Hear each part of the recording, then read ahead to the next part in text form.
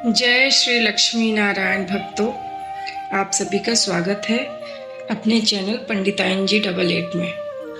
क्या आप जानते हैं कि जब पांडव वनवास के घोर कष्टों में थे और द्रौपदी का अपमान हुआ था, तब भगवान श्री कृष्ण ने उन्हें एक ऐसा गुप्त ज्ञान दिया था जो ऋषियों को भी ज्ञात नहीं था।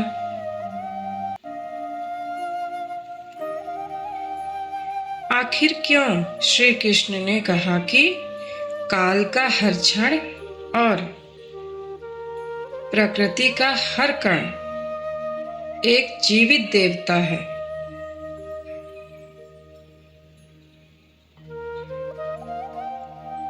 वीडियो के अंत में मैं आपको वो गुप्त मंत्र बतलाऊंगी जो श्री कृष्ण ने अर्जुन को दिया था।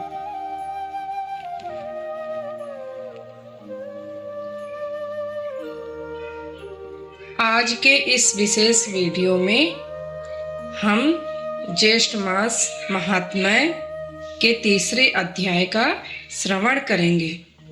यह कथा सिर्फ एक कहानी नहीं, बल्कि जीवन के सबसे कठिन समय से बाहर निकलने का वह मार्ग है जो स्वयं प्रभु ने अर्जुन को दिखाया था।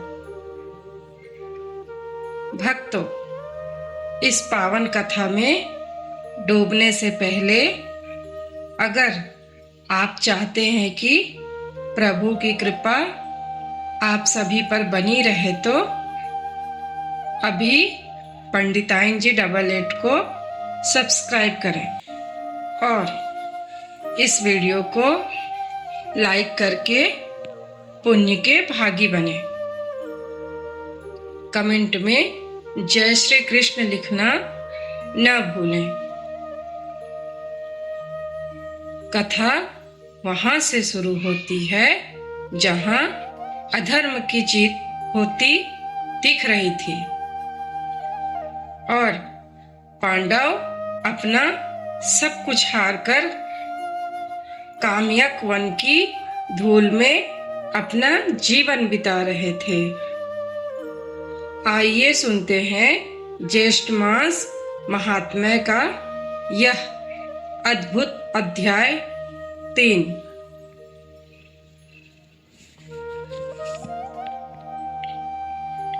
ऋषिगण बोले, हे महाभाग, नर के मित्र नारायण नारद के प्रति जो शुभ वचन बोले वह आप विस्तार पूर्वक हमसे कहें। सूत जी बोले, हे द्विज सतमो, नारायण ने नारद के प्रति जो सुंदर वचन कहे वह जैसे मैंने सुने हैं वैसे ही कहता हूँ, आप लोग सुने। नारायण बोले, हे नारद, पहले महात्मा श्री कृष्ण चंद्र ने राजा युधिष्ठिर से जो कहा था वह मैं कहता हूँ, सुनो। एक समय धार्मिक राजा अजात शत्रु युधिष्ठिर छलप्रिय धृतराष्ट्र के दुष्ट पुत्रों द्वारा धूत कीड़ा में हार गए। सबके देखते देखते अग्नि से उत्पन्न हुई धर्मपरायणा द्रौपदी के बालों को पकड़कर दुष्ट दुशासन ने खींचा और खींचने के बाद उसके वस्त्र उतारने लगा। तब भगवान कृष्ण ने उसकी रक्षा की। पीछे पांडव राज को त्याग काम्यक वन को चले गए। वहां अत्यंत क्लेश से युक्त वे वन के फलों को खाकर जीवन बिताने लगे। जैसे जंगली हाथियों के शरीर में बाल रहते हैं, इसी प्रकार पांडवों के शरीर में बाल हो गए। इस प्रकार दुखित पांडवों को देखने के लिए भगवान देवकी सूत मुनियों के साथ कामक्य वन में गए। उन भगवान को देखकर मृत शरीर में पुनः प्राण आ जाने की तरह युधिष्ठिर, भीमसेन, अर्जुन आदि प्रेम विहल होकर सहसा उठ खड़े हुए और प्रीति से श्री कृष्ण के गले मिले और भगवान कृष्ण के चरण कमलों में भक्ति से नमस्कार करने लगे। द्रौपदी ने भी धीरे धीरे वहां आकर आलस्य रहित होकर भगवान को शीघ्र नमस्कार किया। उन दुखित पांडवों को मृग के चर्म के वस्त्रों को पहने देख और समस्त शरीर में धूल लगी हुई, रूखा शरीर, चारों तरफ बाल बिखरे हुए, द्रौपदी को भी उसी प्रकार दुर्बल शरीर वाली और दुखों से घिरी हुई देखा। इस तरह दुखित पांडवों को देखकर वे अत्यंत दुखी हुए। भक्त वत्सल्य भगवान धृतराष्ट्र के पुत्रों को जला देने की इच्छा से उन पर क्रुद्ध हुए। विश्व के आत्मा बाहों को चढ़ा गुरेर कर देखने वाले करोड़ों काल के कराल मुख की तरह मुख वाले धधकती हुई प्रलय की अग्नि के समान उठे हुए ओठों को दांत के नीचे जोर से दबाकर तीनों लोकों को जला देने की तरह ऐसे अद्भुत हुए जैसे श्री सीता के वियोग से संतप्त भगवान रामचंद्र को रावण पर जैसा क्रोध आया था, उस प्रकार से क्रुद्ध भगवान को देखकर कांपते हुए अर्जुन श्री कृष्ण को प्रसन्न करने के लिए द्रौपदी, धर्मराज तथा और लोगों से भी अनुमोदित होकर शीघ्र ही हाथ जोड़कर उनकी स्तुति करने लगे। अर्जुन बोले, हे कृष्ण, हे जगत के नाथ, हे नाथ, मैं जगत के बाहर नहीं हूँ, आप ही जगत की रक्षा करने वाले हैं। हे प्रभु, क्या मेरी रक्षा आप ना करेंगे? जिनके नेत्र के देखने से ही ब्रह्म का पतन हो जाता है, उनके क्रोध करने से क्या नहीं हो सकता है? यह कौन जानता है कि क्या होगा? हे संहार करने वाले, क्रोध का संहार कीजिए। हे तात के पात, हे जगतपते, आप ऐसे महापुरुषों के क्रोध से संसार का प्रलय हो जाता है।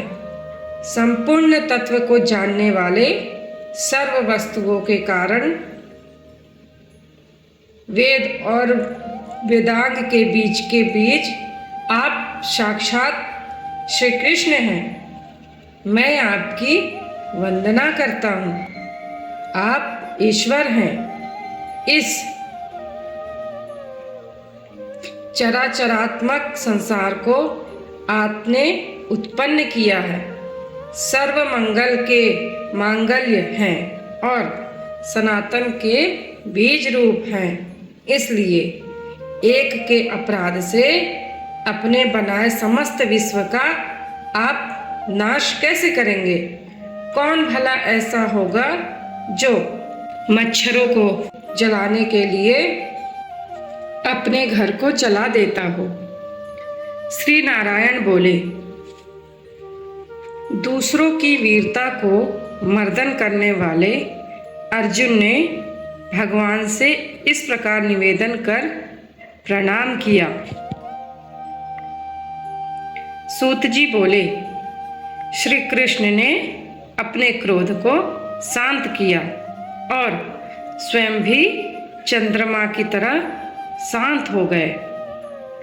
इस प्रकार भगवान को शांत देखकर पांडव स्वस्थ हुए, प्रेम से प्रसन्न मुख एवं प्रेम विहल हुए। सबने भगवान को प्रणाम किया और जंगली कंदमूल, फल आदि से उनकी पूजा की।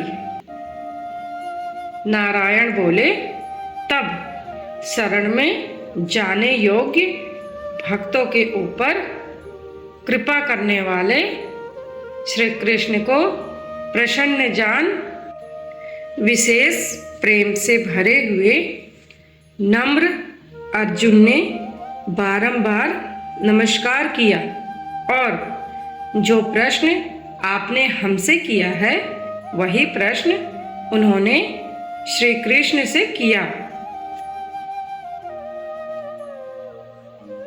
इस प्रकार अर्जुन का प्रश्न सुनकर श्री कृष्ण क्षण मात्र मन से सोचकर अपने सूर्यद्वर्ग पांडवों को और व्रत को धारण की हुई द्रौपदी को आश्वासन देते हुए वक्ताओं में श्रेष्ठ श्री कृष्ण पांडवों से हित कर वचन बोले। श्री कृष्ण जी बोले, हे राजन, हे महाभाग, हे विभत्सो, अब मेरा वचन सुनो। आपने यह प्रश्न अपूर्व किया है। आपको उत्तर देने में मुझे उत्साह नहीं हो रहा है। इस प्रश्न का उत्तर गुप्त से भी गुप्त है, ऋषियों को भी नहीं विदित है।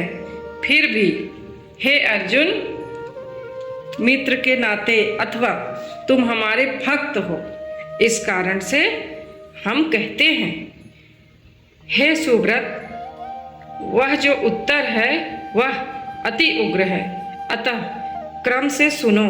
चैत्रादि जो 12 मास निमेष महीने के दोनों पक्ष घड़ियां, प्रहर, त्रिप्रहर, 6 ऋतु, मुहूर्त, दक्षिणायन और उत्तरायण वर्ष, चारों युग, इसी प्रकार परार्ध तक जो काल है, यह सब और नदी, समुद्र, तालाब, कुएं, बावली, गढ़ैया, सोते, लता, औषधियों, वृक्ष, बांस आदि पेड़, वन की औषधियाँ, नगर, गांव, पर्वत, पुरियाँ, ये सब मूर्ति वाले हैं और अपने गुणों से पूजे जाते हैं। इनमें ऐसा कोई अपूर्व व्यक्ति नहीं है जो अपने अधिष्ठात्र देवता के बिना रहता हो। अपने अपने अधिकार में पूजे जाने वाले ये सभी फल को देने वाले हैं। अपने अपने अधिष्ठात्र देवता के योग के महात्म्य से ये सब सौभाग्यवान हैं। हे पांडुनंदन, एक समय अधिमास उत्पन्न हुआ। उस उत्पन्न हुए असहाय निंदित मास को सब लोग बोले कि यह मलमास सूर्य की संक्रांति से रहित है, अतः पूजने योग्य नहीं है। यह मास मल रूप होने से छूने योग्य नहीं है और शुभ कर्मों में अग्राह्य है। इस प्रकार के वचनों को लोगों के मुख से सुनकर यह मास निरोधोग, प्रभारहित, दुख से घिरा हुआ, अति खिन्न मन, चिंता से ही गृहस्थ मन होकर व्यथित हृदय से मरणासन्न की तरह हो गया।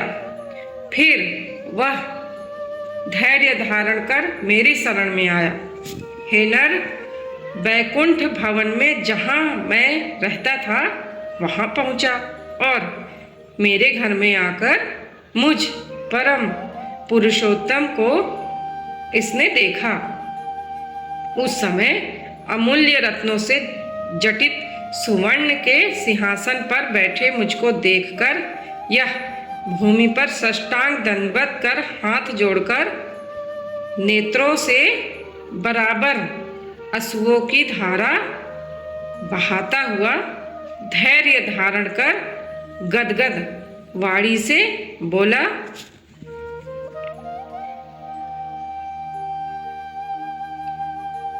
सूत जी बोले, इस प्रकार महामुनि बद्रीनाथ कथा कहकर चुप हो गए। तब नारायण के मुख से कथा सुन भक्तों के ऊपर दया करने वाले नारद मुनि पुनः बोले। नारद बोले, इस प्रकार अपनी पुण्य कला से विराजमान भगवान विष्णु के निर्मल भवन में जाकर भक्ति द्वारा मिलने वाले जगत के पापों को दूर करने वाले योगियों को भी शीघ्र न मिलने वाले जगत को अभयदान देने वाले ब्रह्मरूप मुकुंद जहाँ पर थे उनके चरण कमलों की शरण में आया हुआ अधिमाश क्या बोला।